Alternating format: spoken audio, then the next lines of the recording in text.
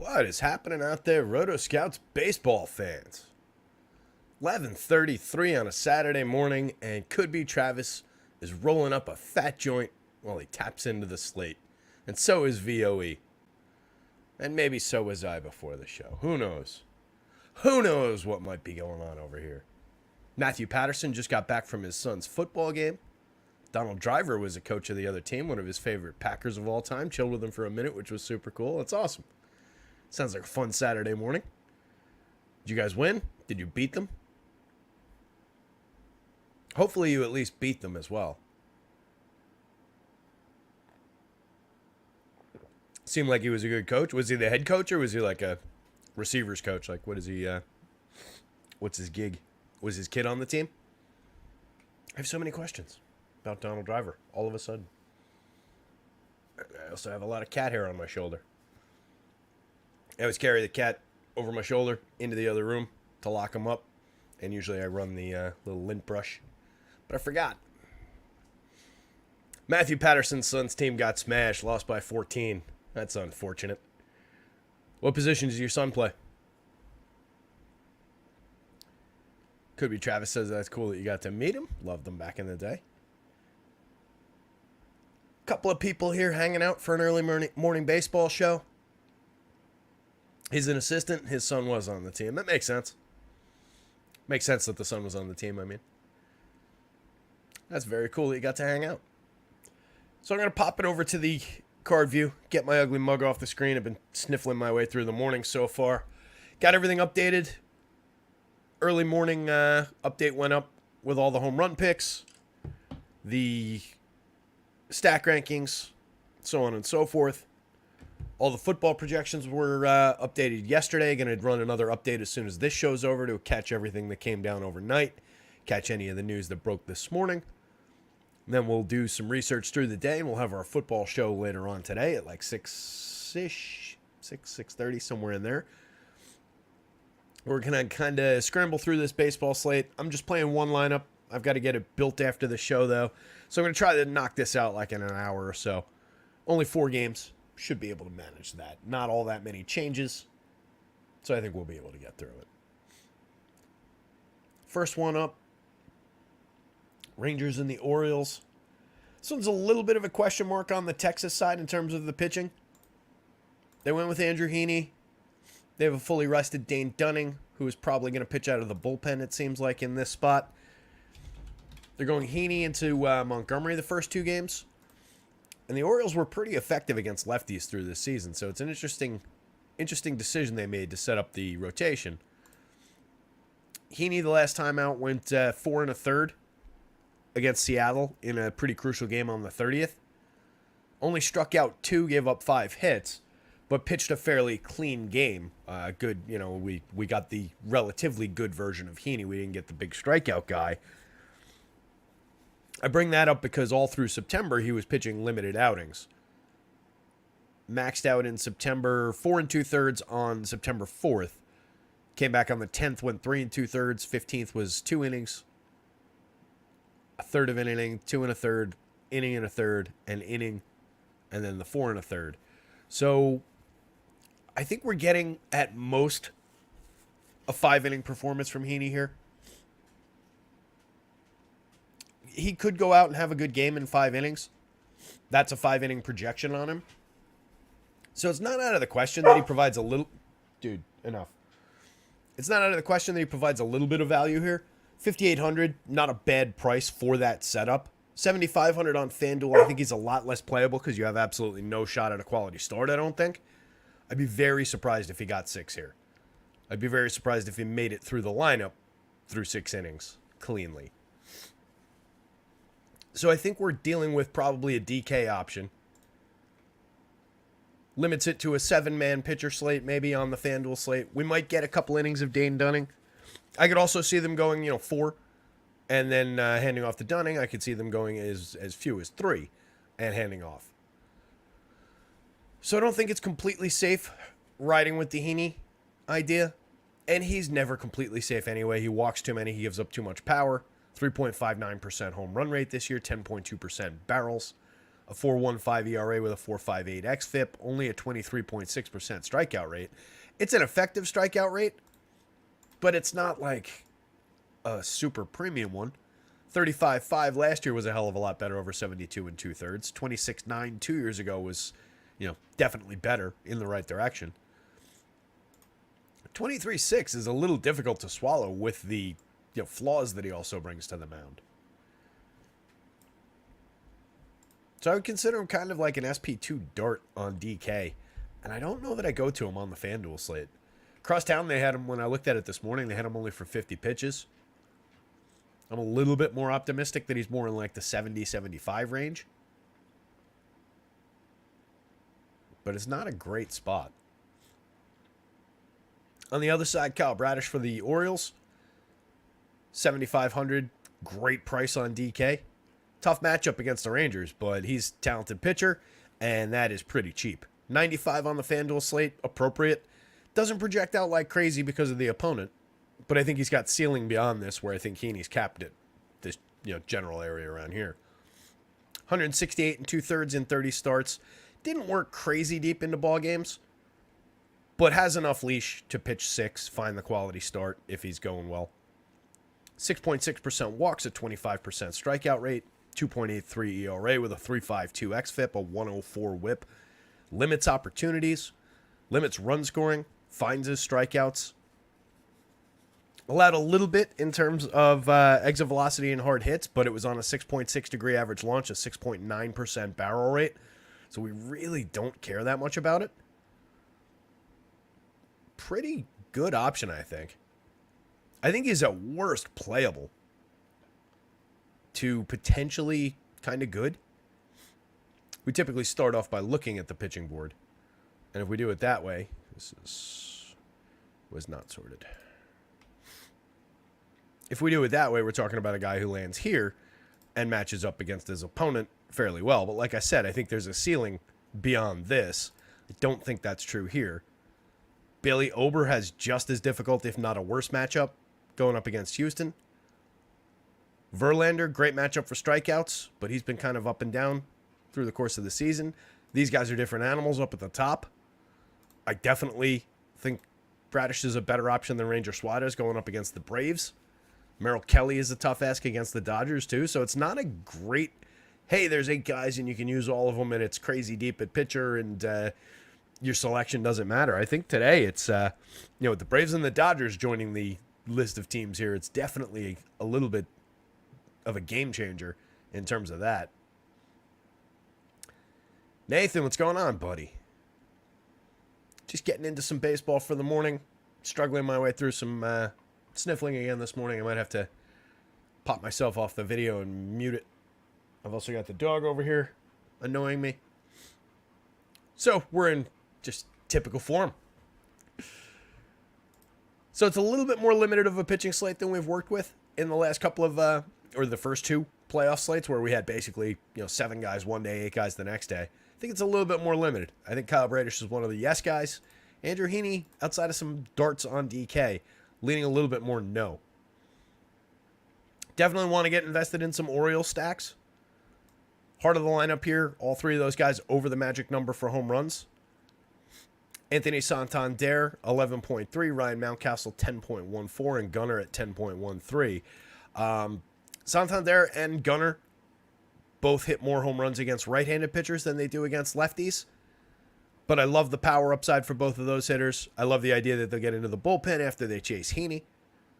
So I think there's potential for both of those guys to deliver. And they're both capable of hitting one out against the lefty, especially a lefty like Heaney who gives them up. 28 home runs apiece for Gunnar and Santander, 18 for Mountcastle, and tremendous contact from the right side, 12.1% barrels, 44.6% hard hits. He's also super cheap, 3,800, 3,100 for a guy who went 270, 328, 452, created runs 14% better than average. Last year he hit 22 home runs, and that was a bit of a disappointment. This is Mountcastle we're talking about. That was after they moved the walls in. 33 home runs the year before. And just has fantastic right-handed contact. It's just a matter of gets somewhat unlucky with the shape that that the trajectory takes, where it doesn't turn into home runs as frequently as it seems like it should. This year wasn't as outrageous. Last year, 15% barrels, 45.8% hard hits. Had a few other numbers where if you plug them in next to some of the best power hitters in the game, they really align very well. Missed some time in and out of the lineup. Came up with 18 homers. Not the greatest season in the world, but a very cheap price for a hitter like that. Adley Rutschman, premium catcher option, 4,600, 3,700, hit 20 home runs, gets on base at a 374 clip. Dynamite's got spot in the batting order to correlate directly with all these other guys to pick up some bonus plate appearances versus other catchers. 687 plate appearances as a catcher is phenomenal. Austin Hayes in a good spot at the as the leadoff man, 3,400, 2,900. He slashed 275, 325, 444, created runs 12% better than average, hit 16 homers. Against lefties, what did Hayes do specifically against lefties this year? Imagine the numbers were pretty good. 167 plate appearances, 5 homers. Just 262, 329, 456. Against righties, he was 280, 323, 439. 195 ISO against lefties, though, versus 159 against righties. So a little bit more pop. Fewer strikeouts. Good option in that leadoff spot, though. And another guy who just comes cheap. Very easy to get to. Aaron Hicks makes the lineup. All the Yankees outcasts are in the playoffs. All the guys who are still on the team did not make the playoffs. Isn't that weird? Hicks is here. Montgomery's here.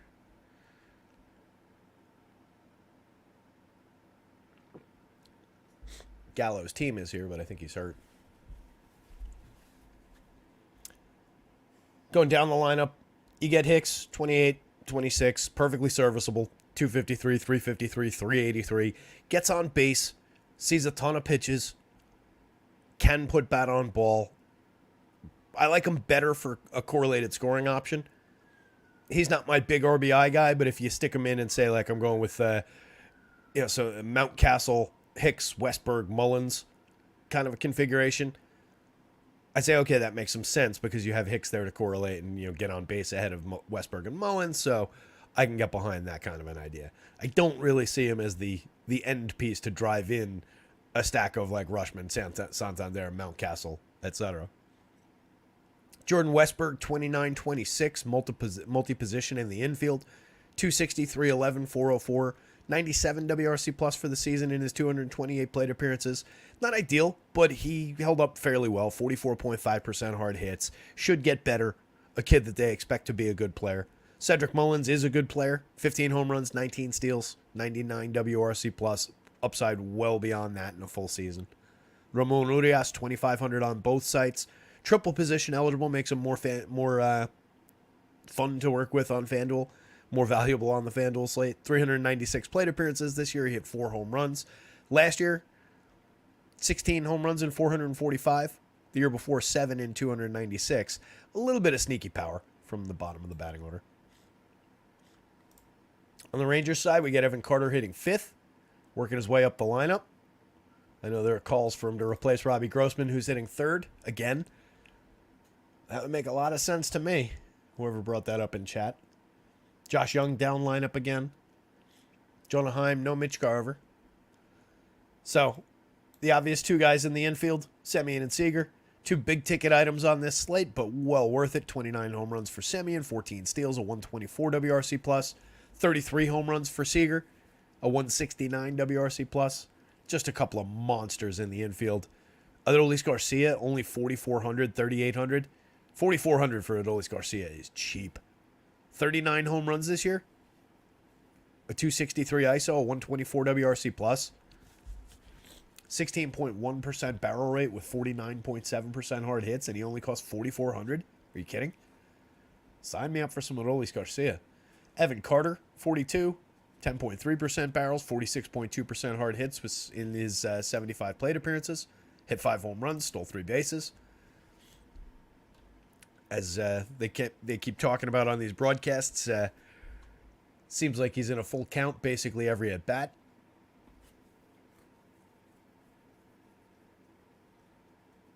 Collins thinks that Bradish is going to pitch a gem. Rangers bats have been off as of late. Yeah, but the good thing about being off as of late is all that stuff happened already, and starting today, this could be the turnaround. Bear with me 1 second. I'm going to just go like these. And I'm going to mute the thing for a second. Hold on.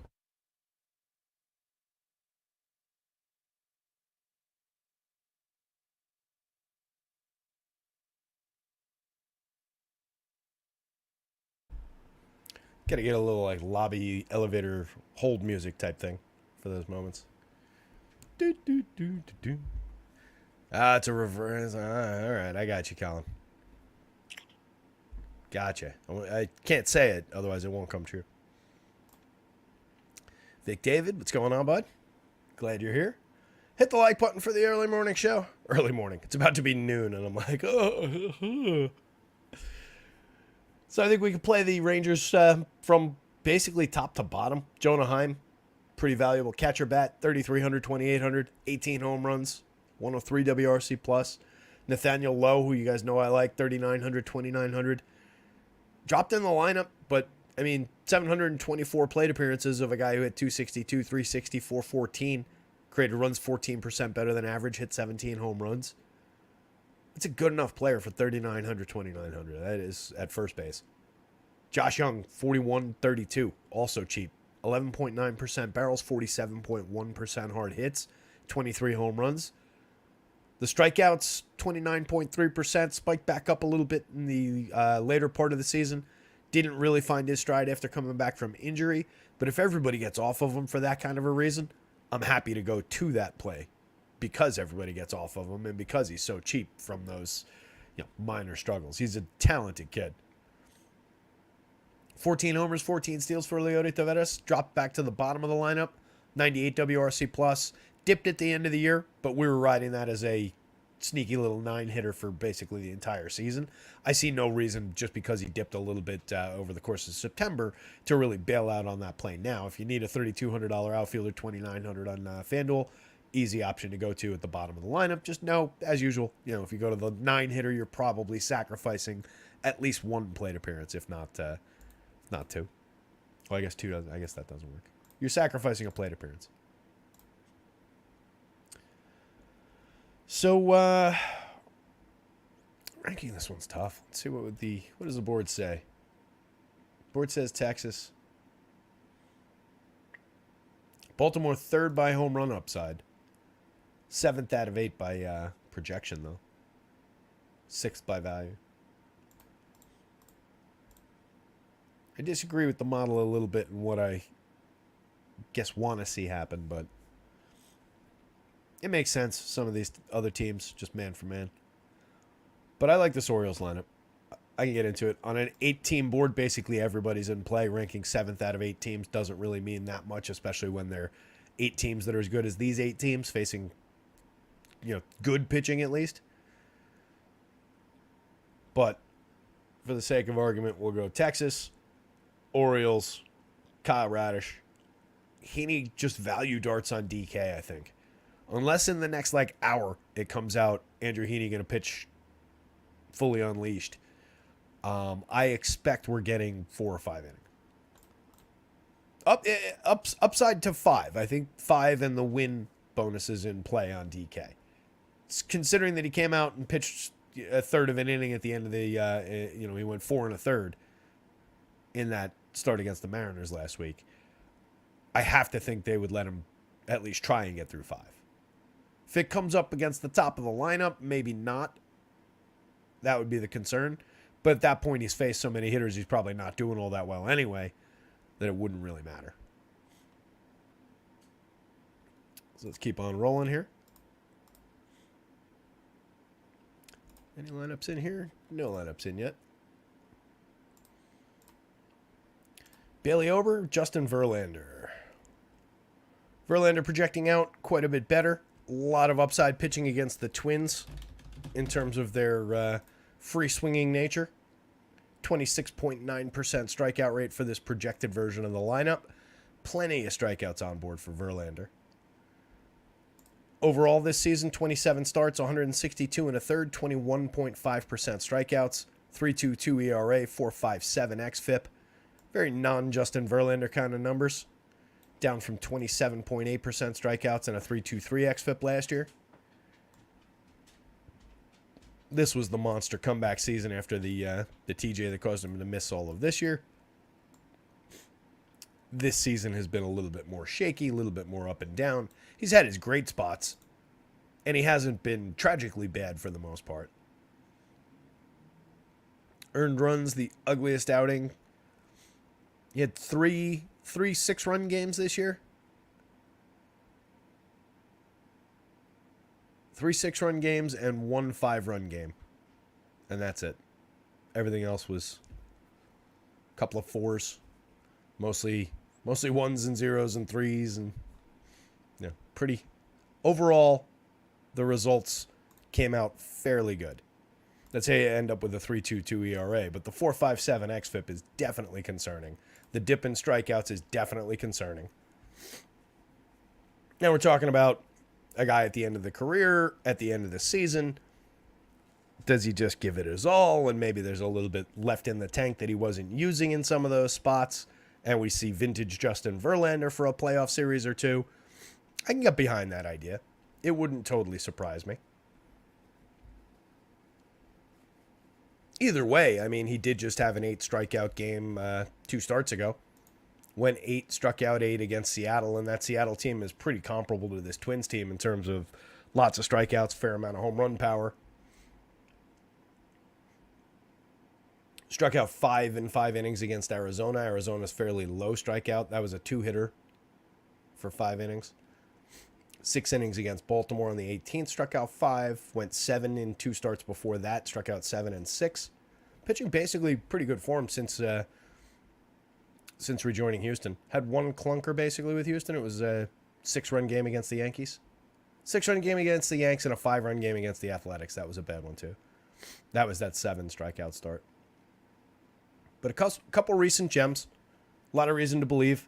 8,400 on DK. A lot of reason to believe in that too. Pitching's cheap on DK for these playoff slates. 97 on FanDuel, totally affordable. One of the better projections on the slate. One of the more realistic upsides and ceilings on the slate for strikeouts. I do think there's plenty there.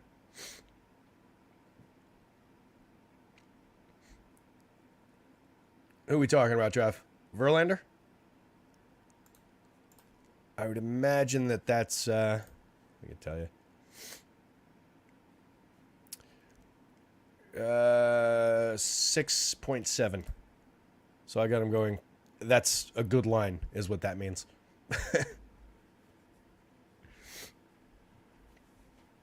Yeah, that's tight. I would probably lean under. 6.5 is for this Twins team. It's not that crazy, but it's still a fairly healthy strikeout total.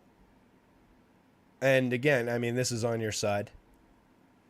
These are on your side. Those are down pretty hard. 11.6% swinging down to 9.9 this year.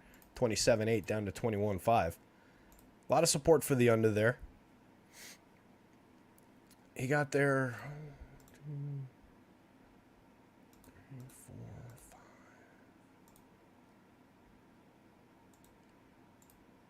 Got there 8 times in 27 starts all year. I kind of like it, actually. We're projected like right at the line, but just in like, non-numbers terms, I guess. Looking at stupid betting stuff, I kind of like it. Matt says it's a great bet. All right. I got to temper my enthusiasm a little bit more. I don't want to talk like, everybody into running out and betting it, but predicts 5. I could see that. And he could go out, strike out just 5 and have a good start still. It's not, the craziest thing in the world. Excuse me again.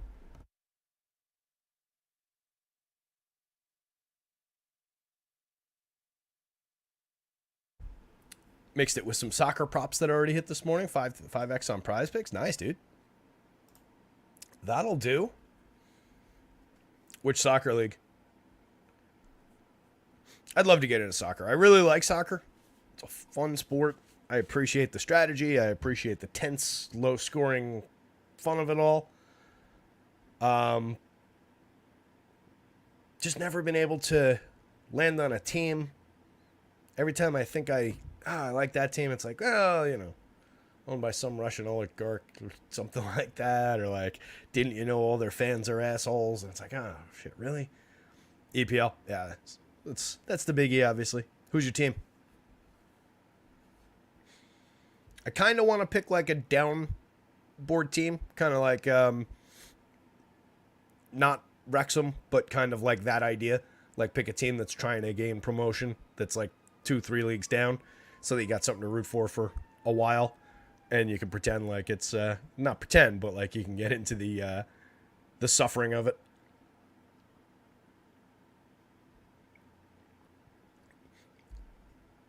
Last thing I'm going to go out and do is so Travis been a Man City fan for his whole life.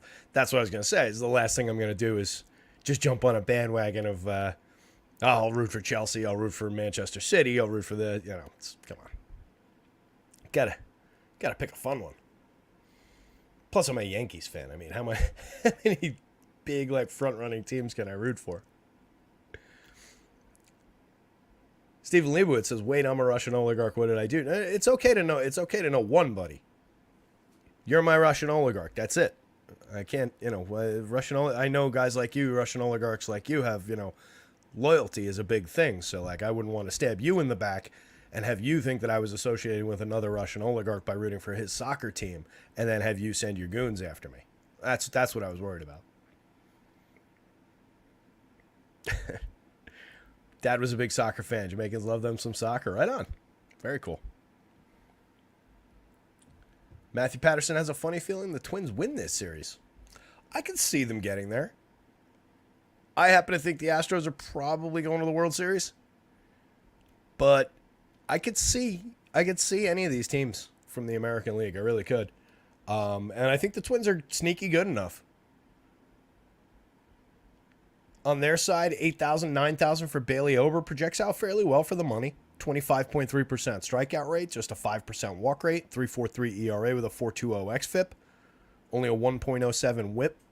Doesn't give up many opportunities, a very good 13.8% swinging strike rate, 3.81% home runs, 9.6% barrels on a 20-degree average launch. Fly ball pitcher, so when he gets squared up, the ball tends to travel. That's leading to some playable home run marks on the other side. Altuve and Alvarez both over the magic number for home runs, 10.2 and 15.1. I think Alvarez leads the whole day. Bregman 9.09, Tucker 9.19, and then down the bottom of the lineup, Chas McCormick at 8.7. Kind of, straight line through their power bats. But they are flashing a little bit of above average home run potential into, good home run territory. It's among their stars. It's among their pricey players.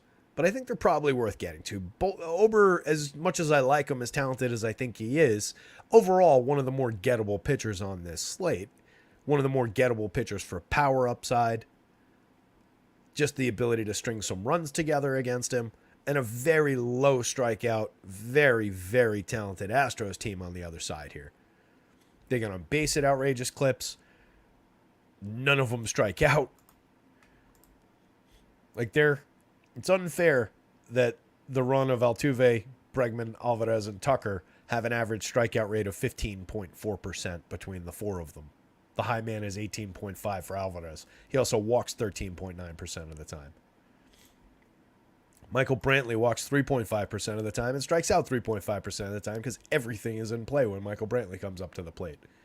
Only a 37.7% hard hit rate, 2 home runs, a lot of line drives, a lot of base hits. Michael Brantley's very interesting for 3,600, 2,900 in that lineup. Helps to lower the cost overall. I like him better than I like Jose Abreu in that lineup. I don't like him better than Chas McCormick, who costs the same on DK at 36. McCormick 33 on FanDuel, a little bit of differentiation between the two. I think that makes a ton of sense. He had a great season, 22 home runs, 19 steals, a 133 WRC+, a 216 ISO. one of the higher strikeout rate guys on the team, actually the second highest behind Martin Maldonado, but well worth getting to. Jeremy Pena, just a mix and match option at shortstop, 263, 324, 381, 4% worse than average creating runs. Jonathan Taylor activated to the active roster. So yeah, Pena, mix and match option at shortstop, but one of the more lower end shortstops on this slate overall. And then Maldonado, just kind of a mix-in catcher as well. The odd home run that's never all that popular. 4 games, 8 catchers to choose from, or maybe 9 if somebody's got a 2-catcher lineup going. But Maldonado probably deservedly the lowest owned of the catchers. If you connect with that home run on a short slate like this, it could be day-making. But overall, you're talking about a guy who was 191, 258, 348 in 407 plate appearances. 15 homers, but a 66 WRC plus. You're really just home run hunting. At the top of the lineup, Altuve is a superstar, 58, 4,000. 311, 393, 522. Created runs 54% better than average. 17 homers and 14 steals in only 410 plate appearances. Technically, his price came down a little bit on DK, I think. Pretty sure they had him over 6. They should. 43 on DK for Bregman. Pretty cheap. 25 home runs. Alvarez, 56, 42. Fairly priced on FanDuel and cheap on DK. 5,600 for him is just too cheap. He should never be that cheap. It's a high price, but that's a $6,000 player on DK if I've ever seen one. Tucker for 48, 4,000. Another guy on DK. The price discrepancies are much more on DK for these playoff slates. FanDuel's pricing is a lot tighter for the playoff slates than DK is. DK's giving you kind of a play whatever type pricing. 4,800 for 44.5% hard hits, 10.4% barrels, 29 homers, 30 steals. Did you see the weird thing with the replay with Tucker, the score change? What was he tripled, and then an error he ended up scoring, and they tried to take away the error, change it to an inside the park home run, and then later on it was rechanged back to a triple with an error. They tried to get him 30-30. Abreu at 3,300, 2,900 did get to 18 home runs on the season, mostly in the second half. Finished the year at 86 WRC plus. I mean, considering the depths to which he fell, that's pretty good WRC plus. We looked at his summer the other day. Really nice turnaround for Abreu. On the Twins side, Edward Julian, Jorge Polanco, Royce Lewis, who does nothing but hit massive home runs, Carlos Correa. Those are just the guys in the infield. A lot of playable infield, middle infield, left side of the infield. A couple of second basemen. That's what I like about the Twins. They're cheap. They're easy to get to. There's a lot of power. And there's a lot of guys that just slot into spots where it just makes them easy to play with other teams. If you wanted to game stack this one, it makes it fairly easy to game stack. Well, I'll take that back. I was thinking in terms of the 3 outfielders. If your 3-man was the 3 outfielders from the Astros side, and then you went with your infield here, but I wasn't thinking that through because you want Altuve and Bregman in most stacks, so second and third is a conflict. But the Twins do align well with many teams. Lewis for 57-42. He hit 309, 372, 548 in 239 plate appearances. He had 15 home runs, had 6 stolen bases, a 240 ISO, 155 WRC plus, 4 grand slams. Monster performance in the playoffs in game 1. Plays 2 positions on FanDuel still. You get 2 positions out of Jorge Polanco, 2 positions out of Kirilloff. Kepler for 4,000, 3,100. He hit 24 home runs this year, had a 224 ISO. Kirilloff only came up with 11 home runs in 319, but slashed 270, 348, 445. An effective on-base percentage, a good run creation mark in 319 opportunities. Strikes out a little too much for this kind of production, but he's not bad. Probably just needs to be out there full time, really. And I bet you'd get a fairly decent hitter. Carlos Correa, 18 home runs on the season, 580 plate appearances, 96 WRC plus. Still at a 45.9% hard hit, 9.6% barrels. For only 36-33, if I'm going to Twins, I definitely want to include Carlos Correa. He is still one of the, if not the best overall player on this team. He just had a down year, had the weird issues in free agency with the medical evaluations of his leg or whatever it was. But overall, a star caliber talent, a guy with immense success in the playoffs in the past.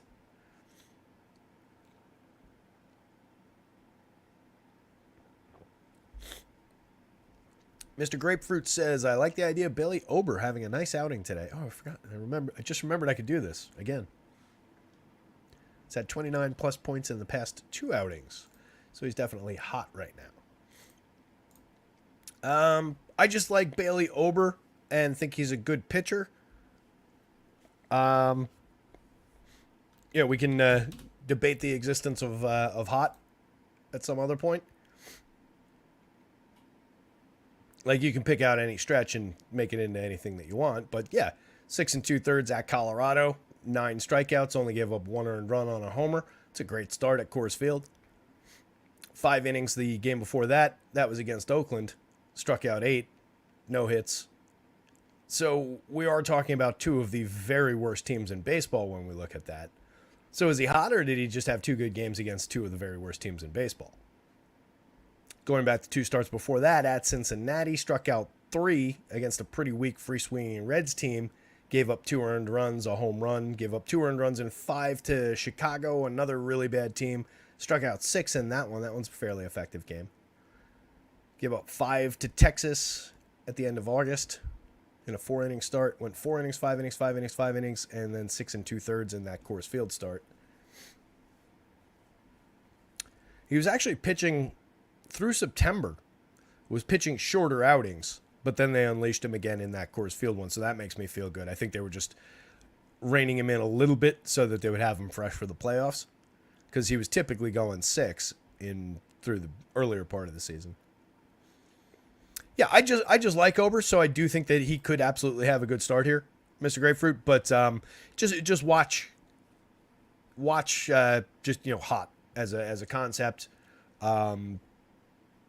It's really there's nothing predictive about it. It's almost like saying, oh look, Red's hit 15 times in a row on the roulette wheel. Black is definitely coming up, or red is hot. We know that doesn't exist, right? We know that the roulette wheel has no idea how many times in a row whatever has come up. It's just the probability that exists within that space. Baseball, it doesn't 100% work that exact same way. Are there things like hot? Sure. I'm not saying that it doesn't necessarily exist.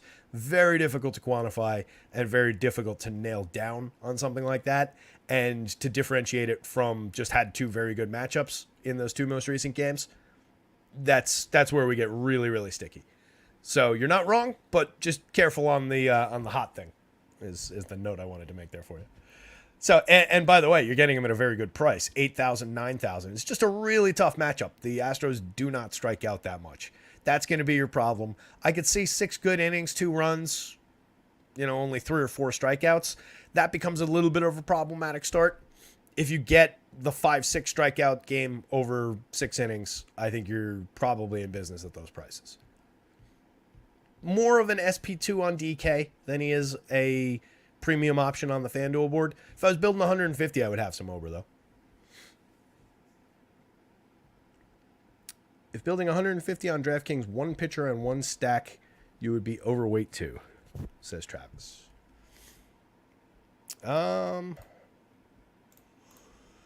Is it cheating to just say the Braves as the stack?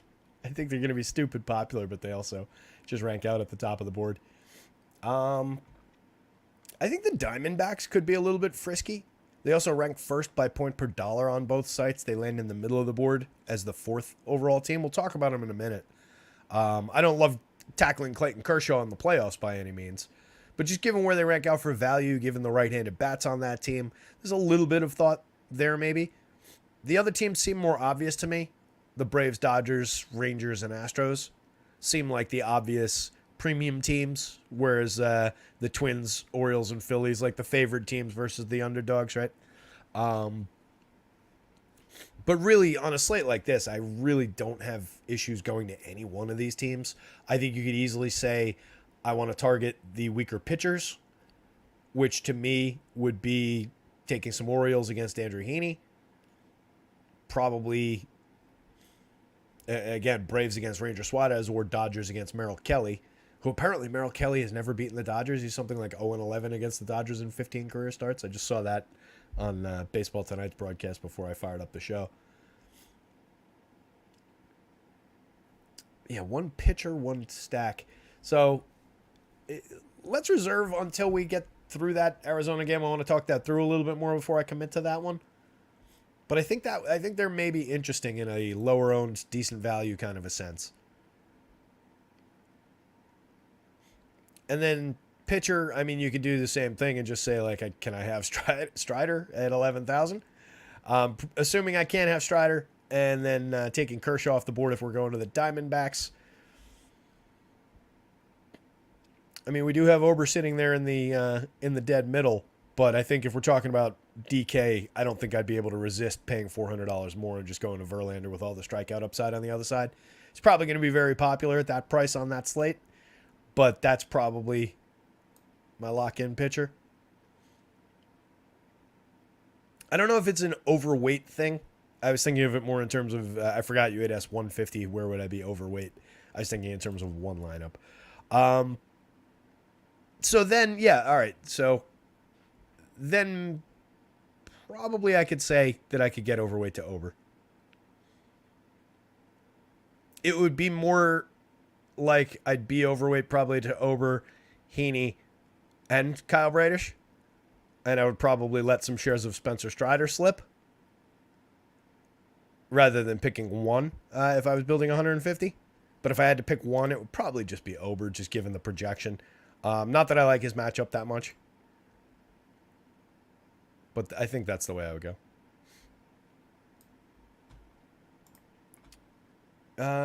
Where did we leave off here? Matt Wallner, 36-27, 14 home runs in 254. Had a 258 ISO. Hits from the left side, 18.8% barrels, 48.1% hard hits. Premium power bats up and down the lineup. Double-digit barrels up and down the lineup. Average barrel rate for this lineup is 12.4. That's gigantic. Average hard hit rate, 43%.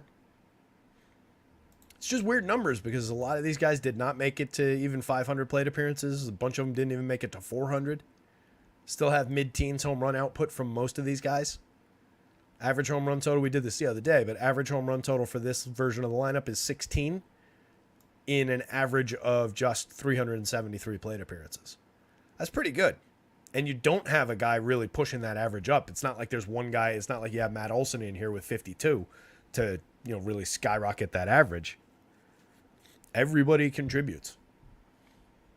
Michael A. at the bottom of the lineup, 13.5% barrels, 21 home runs, 13 stolen bases. Don't sleep on Michael A. having a big playoff game before this is all said and done. Ryan Jeffers, 36-27, good catcher bat, 14 home runs. Rather get him hitting up here somewhere. That would be ideal, but I'll take him down here at lower ownership. This one would have to be Astros ranked 5th, 2nd for home run potential, though. Twins ranked 6th, 7th for home run potential. Justin Verlander, Bailey Ober. How about that? Houston Astros, Minnesota Twins.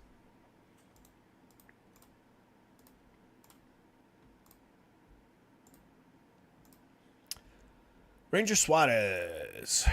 Problem spot for him. You'll note the extreme nature of the home run upside. The Braves rank first on the board for projections. The Braves rank first on the board for home runs.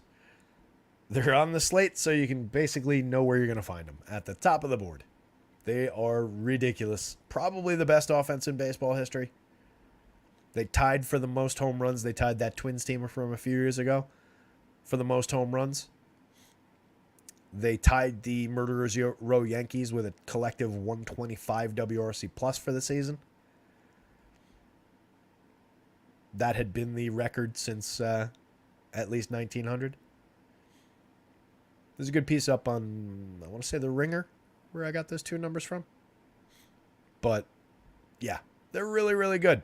Not breaking any new ground there. Everybody out there knows they're really good. They're going to be very popular. But you've got guys like Marcell Ozuna, hilariously priced at 4,100 on DK, 3,400 on FanDuel. He's got a 10-plus mark in the home run model. He's got a 49% hard hit rate for the season with 16.6% barrels. And oh, by the way, he happened to hit 40 home runs this year. He cost 4,100 on DK. I get that somebody's got to be cheap so that people can play Braves, but maybe we could take some of those hundreds and like average it through here. There's got to be a better way to do this than just making Marcell Ozuna just stupid cheap every slate. 274, 346, 558. He even had a good triple slash. 285 ISO. Creator runs 39% better than average. Literally would be the best player on like half the teams in baseball. Acuna, baseball's first 40-70 season, 41-73 at the end. 70% better than average creating runs, a 258 ISO. Also slashed 337, 416, 596. Also only struck out 11.4% of the time. Outrageous. 15.3% barrels, 55% hard hits. Ozzy Albies, top second baseman, 33 home runs, 13 stolen bases, a 124 WRC plus, a 233 ISO. Austin Riley, the best third baseman. Matt Olson, the best first baseman. 281, 345, 516 for Riley with 37 home runs. 283, 389, 604 for Matt Olson with 54 home runs. Crazy power. Crazy production. All these guys hit. That's the thing. That's why they're so good. It's not just all this ridiculous power. All these guys hit. The average batting average for that five-man group is 291. Pushed a little bit by Acuna at 337, but 291 for a group of five hitters with an average of 41 home runs. Again, an average of 41 home runs for those five guys. That's stupid. Ranger Suarez is in trouble. Matty-O, not going to suffer the lefty-lefty. 16.4% barrels, 55.1% hard hits. Monster season out of him. Orlando Arcia at the bottom of the lineup. 3,400, 2,800. 17 homers for him, a 99 WRC plus. We don't really care that he slipped below average for run creation. He was great basically beginning to end of the season. Michael Harris ended up at 18-20. Not bad. 115 WRC plus. Considering he took the first 2 months of the season basically off, that's not bad. Sean Murphy, 21 home runs, 129 WRC plus, a 227 ISO. Kevin Pillar at the bottom of the lineup, 9 homers, 4 steals, 71 WRC plus. One of these things is not quite like the others, but if you're mixing and matching him into a few lineups, I think you can get there. Suarez is not untalented on the mound. He had a 22% strikeout rate, a 4.18 ERA, a 4.05 xFIP. Gave up just 2.41% home runs on 36.1% hard hits. Kept the ball down fairly effectively. 8.1 degree average launch, 7.5% barrels. That was a trend for him as well. It's been established over the last 2 years. 0.96% home runs on 4.4 degrees of launch, 2.6% barrels 2 years ago. 2.27% in a more complete sample last year. 5.1 degrees average launch, 6.8% barrels. He's good at keeping the ball in the yard against mortal teams. He's just facing a team down off Mount Olympus today. So, tough spot. 6,100. Excuse me one second.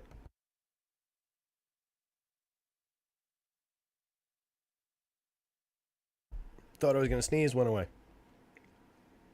6,100. He's easily playable on the DK slate. You don't need that much at that price, which is good because he's probably not going to give you that much.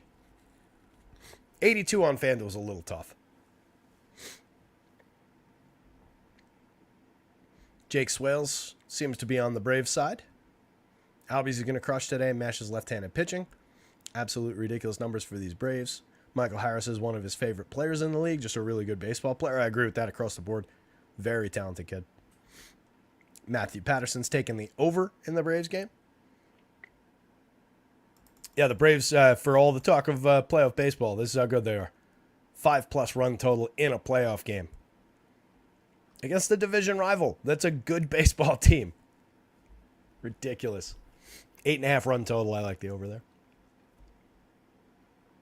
Phil's only a 3.5 on the other side. But it's not out of the question that the Phillies put a couple on Spencer Strider. He was a lot more gettable this year than he was last year. 3.86 ERA, a 2.88 home run rate. Still very difficult to hit home runs off of. But last year, that was a 2.67 ERA with a 1.33% home run rate.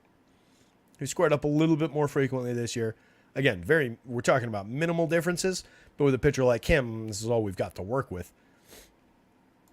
3.86 ERA with a 2.93 xFIP is very good. 109 WHIP, a monster 36.8% strikeout rate. 18.9% swinging strikes is also a monster. Remember the other day we were looking at the league leaders? It was like 14.5, 14.6 for everybody that was below him, and then him just offset from everyone else. 33.8% for CSW. Yeah, a couple long balls against Strider with the Braves smashing. That's really all you need. You got to hope that they send him out there for that third time through. That's where he really tends to fall apart.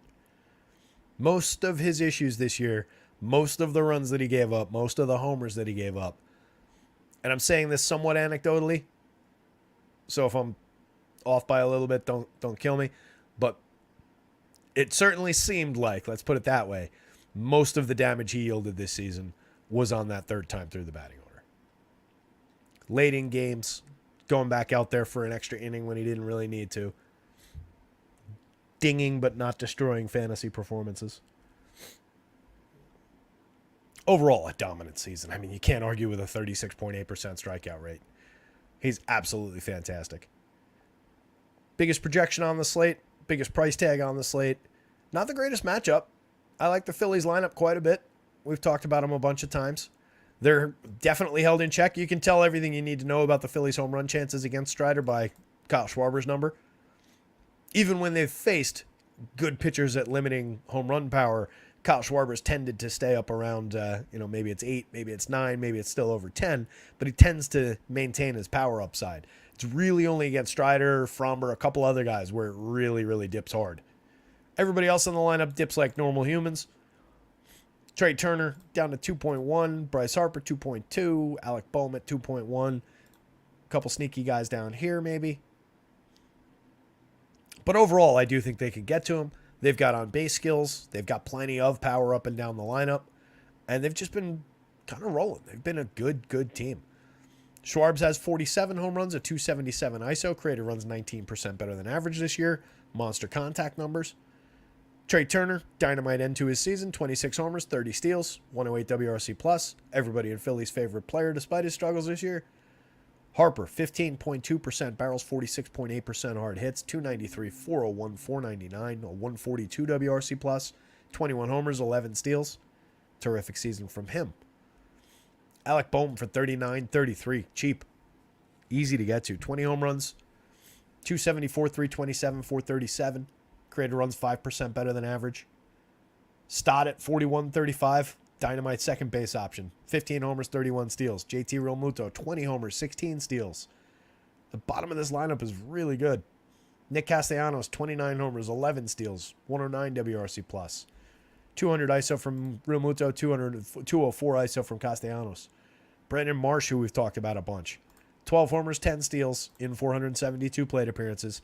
Slash 277, 372, a significant on-base percentage. 458. Creator runs 25% better than average, mostly from down here in the lineup. 48.7% hard hits, 9.1% barrels from the left side, 3,200, 2,800. I like that bat a lot down at the bottom of the lineup if I'm going to Phillies here. And Yohan Ross, 14 steals, 2 homers, 302, 342, 430, playing some dynamite defense.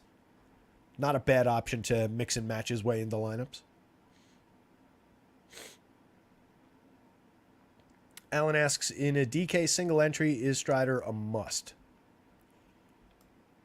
Not a must. If you told me you took the discount and went with those two, I wouldn't have any issues with it.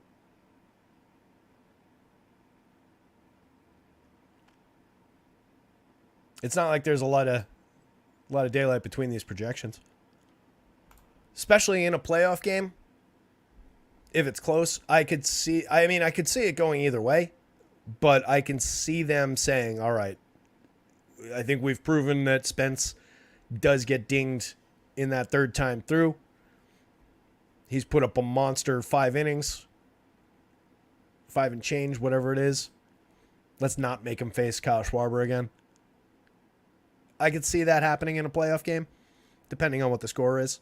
Could happen to any one of these guys, obviously, and we've already seen that hit this season with Barrios the other day. So these managers tend to overmanage in these games. So I could see any one of these guys coming out early. If that happens with Strider and you're on him for that much money, could definitely hurt your day. But more to the point, I just think that these guys are,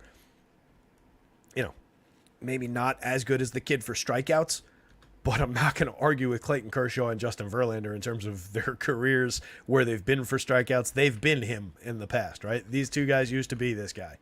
I have no issues going to these two. Take a pretty significant discount too, and you can pair them. I don't think pairing them is crazy on that DK slate as a single entry, and pairing them would probably be a little bit differentiating in terms of ownership, because I do expect Verlander would be owned. Kershaw probably less, I'm guessing. But putting them together, probably not that popular. I tend to think that most people would choose one or and then go to one of these guys. That does buy you a lot more, obviously. I kind of like the idea of putting them together, though.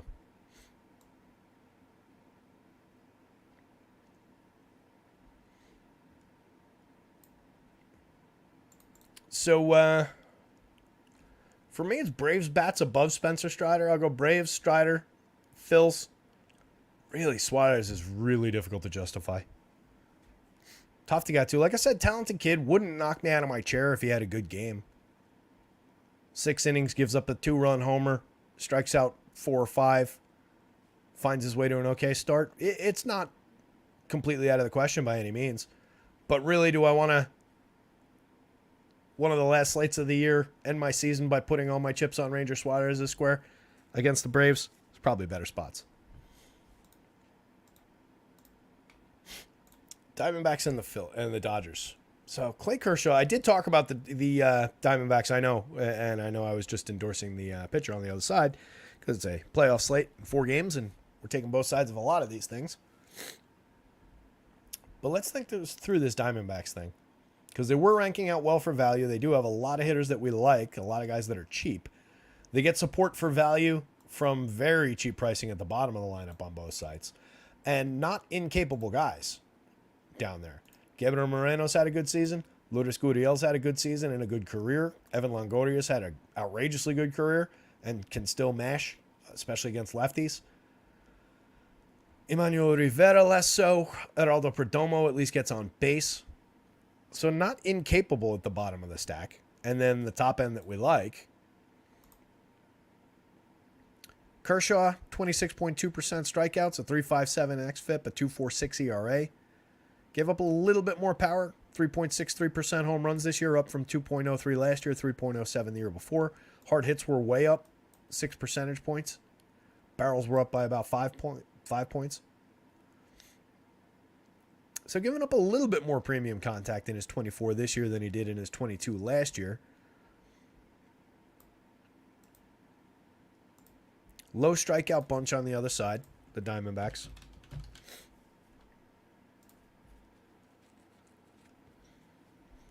I just want to see the recent trends for... God damn it. All right, don't move. Sometimes these Fangraphs pages just loads it, and then it moves it, and then it moves it again. It's like holding up a bang. Like, all right, don't move. So 5 1/3. Last time out, gave up 2, struck out 5. Was at San Francisco. Versus San Francisco in LA, went 5, gave up nothing, struck out 5. 4 innings at Seattle, struck out 4. 5 innings against Miami at Miami, struck out 3, but gave up 3, 2 home runs. Had a weird stretch of 5 games from August through the beginning of September, where he gave up a home run in each. Limited for strikeouts. Kind of limited to around 4 or 5 innings of late. The fact that he pitched into the 6th in that last one against San Francisco is encouraging. But I would say that's where you get dinged probably with Kershaw, is again on that, thanks for the solid 5 innings. Why don't you take a seat? We'll see if we can win this one for you, old-timer. That kind of a start wouldn't totally shock me. A low strikeout, got through 6, but only put up 4 strikeouts kind of a start wouldn't totally shock me against the Diamondbacks lineup that's got a 20.3% strikeout rate overall this season. For their side of the equation, Arizona's active roster. There's lefties. They still haven't fixed that. Weird. Those fancy new boards still not fixed over on Graphs. All right, bear with me. Full season, teams, active roster. Against lefties.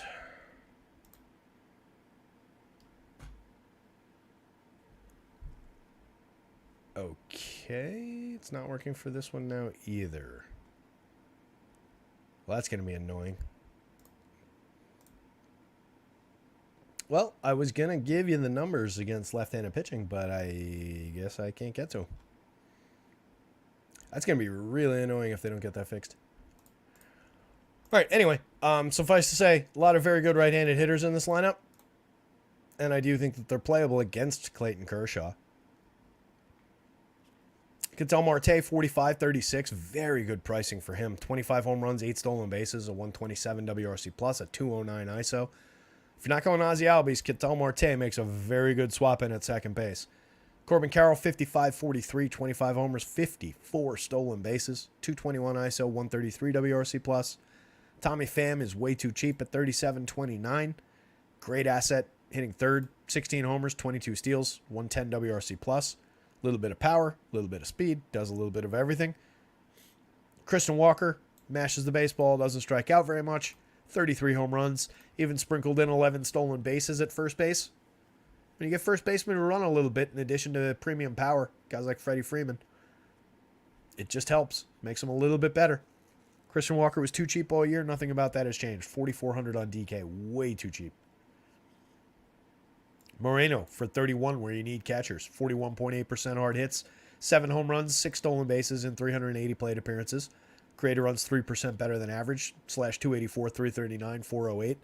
Was a really effective bat. Didn't like crush counting stats. Didn't explode for 25 home runs in 380. But very respectable in terms of the triple slash, the overall contributions. Gurriel, 46% hard hits, 24 homers. Only 261, 309, 463. But as we talked about a number of times, I will take this season every day of the week over this season that he put up last year, where he maintained his good triple slash, 291, 343, 400, but he dipped to 5 home runs on a 108 ISO in 493 plate appearances. He's basically back to being this guy from 2 years ago. A little bit more power, a little bit lower batting average, but I'll take this version of Lourdes Gurriel rather than the guy who hit for average but no power. Longo for 28-23 in 237 plate appearances. Had 11 home runs, a 199 ISO, a 51.8% hard hit rate, and 10.6% barrels. Can definitely buy some Longo here. This season,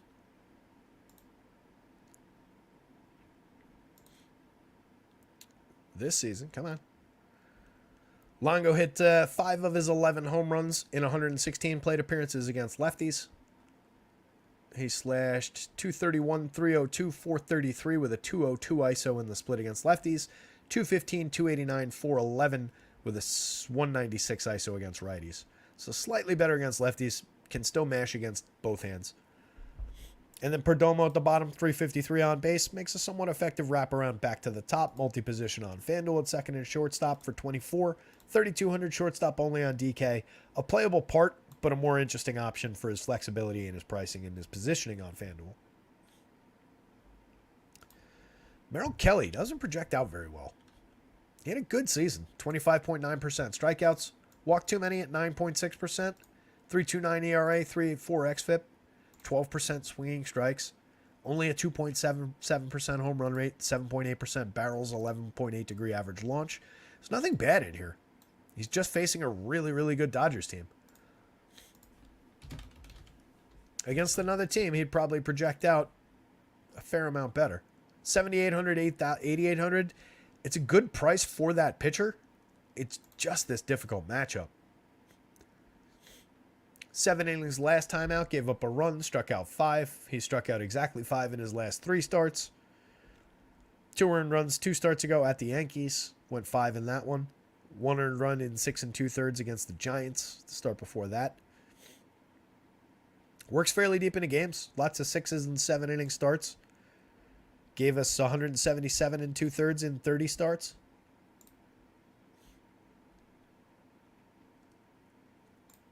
Has apparently never beaten the Dodgers. Like I said, I saw that just before starting the show. Not that that matters at all. I just think it's a little weird, noteworthy in like a weird baseball oddity kind of a sense, not noteworthy in a fantasy sense. Yeah, here you go. In 16 starts against the Dodgers, Merrill Kelly is 0-11 with a 5.49 ERA. His ERA at in this ballpark in LA is 7.03 for his career in half those starts.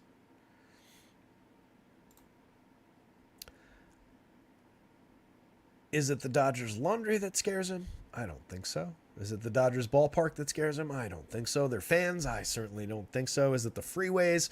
Probably not. Is it just that the Dodgers have been really, really good throughout his career since 2019? I think that's probably the case, guys.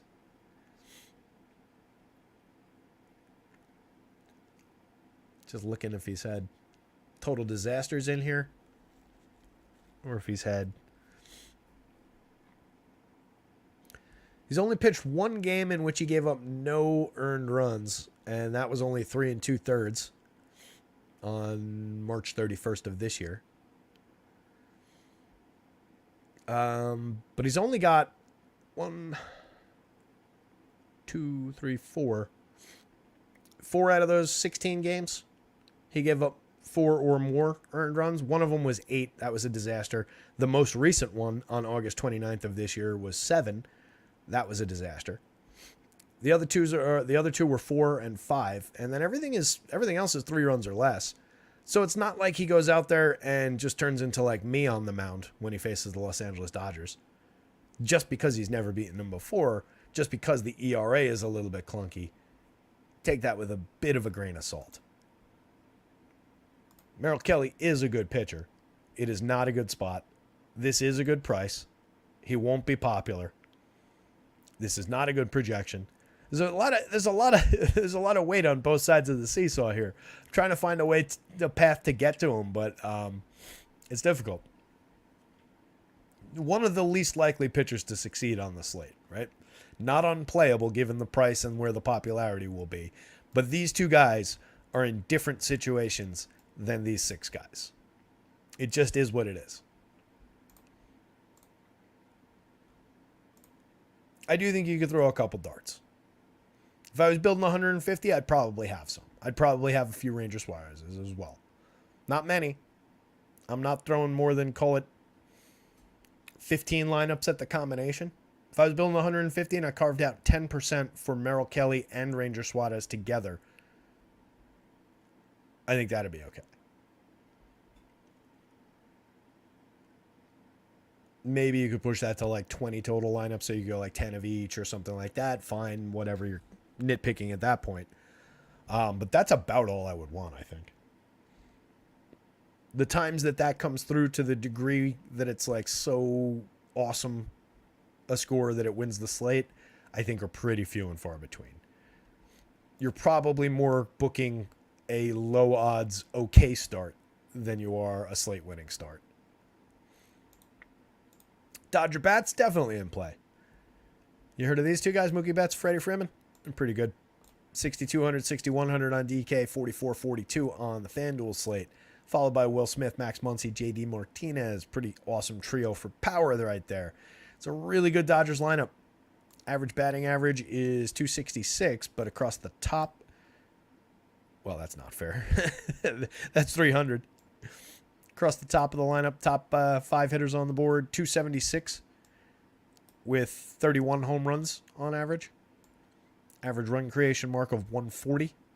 Average ISO of 250. Pretty damn good.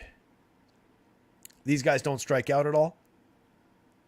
Mookie, Freddie, and Will Smith. 2 power hitters in the middle strike out a lot, and then you go back to limited strikeouts for everybody except for James Outman. A lot of power up and down the lineup, though. Mookie finished the season 307, 408, 579, created runs 67% better than average. Freddie created the runs 63% better than average. I heard it. I said the runs. I don't know why. 331, 410, 567 for Freddie. 23 stolen bases. Remember what I just said before about Freddie Freeman stealing bases? Not bad. 29 homers, 23 stolen bases from a first baseman who also slashed 331, 410, 567 is pretty monstrous. Will Smith, one of the top catchers, has a great spot in the lineup, plays basically every day. 19 homers, good triple slash, created runs 19% better than average. Muncy, excellent contact profile. JD exceeds Muncy's contact profile. 17% barrels, 54.8% hard hits for him. 33 home runs, 36 for Muncy. 579 versus 479 plate appearances. Feel like Martinez would have caught him with another 100 plate appearances. Hayward, Outman, Peralta. Highly playable trio of lefties. Hayward and Outman sustained their very good performance all year. 15 home runs for Hayward, 204 ISO, 121 WRC plus. 23 and 16 for Outman, 188 ISO, 118 WRC plus. Peralta fell off, finished the year at 82 WRC plus. Was the better hitter of these guys, but kind of fell apart late in the season. So we can go away from him a little bit, maybe focus on these two. But these two are still 2 very good lefty options for cheap prices to mix and match. So these 2 guys with any of these guys, it's a great combination. Miguel Rojas, kind of an afterthought at the end of the lineup. 69 WRC plus, was pretty bad all year.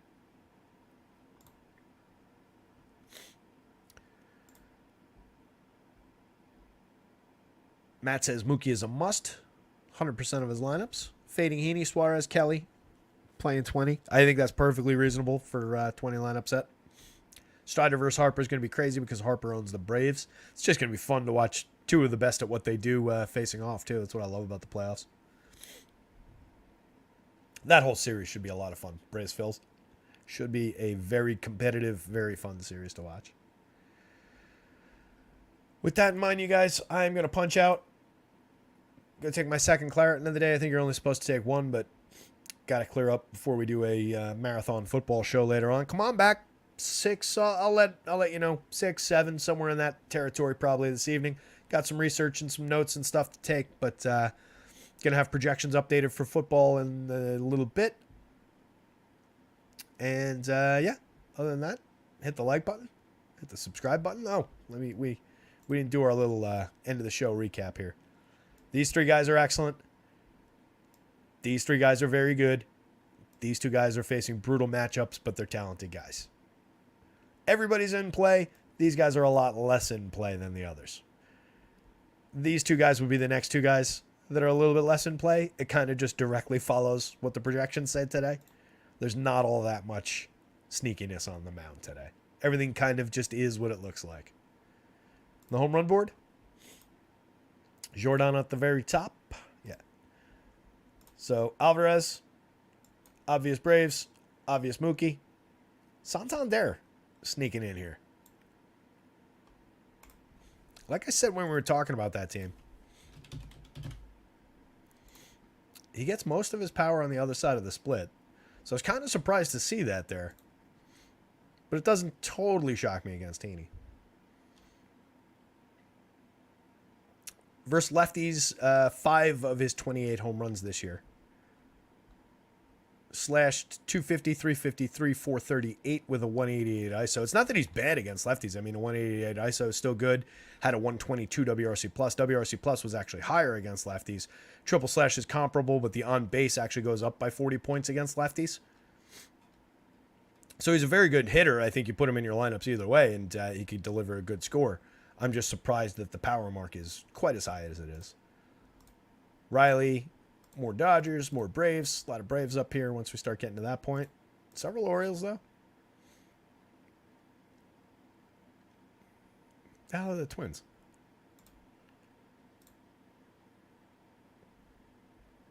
Didn't the Twins have a fairly good power ranking? Why are they not on here? Kepler at 4.9. Am I making that up? Oh, I am making that up. They're ranked 7th. Who was I thinking of? The Orioles. Oh, 3rd. And that was the one I was just talking about. All right. With that snafu, that'll be about it, gang. So, yeah, like I was saying, come on back later on. We'll talk some football at the end of the day. Keep an eye out for what time. Hit the subscribe. It'll pop up for you. Otherwise, good luck out there. I got like 12 minutes to build this lineup, so I'm going to go do that. Somebody go win something. I'll see you later.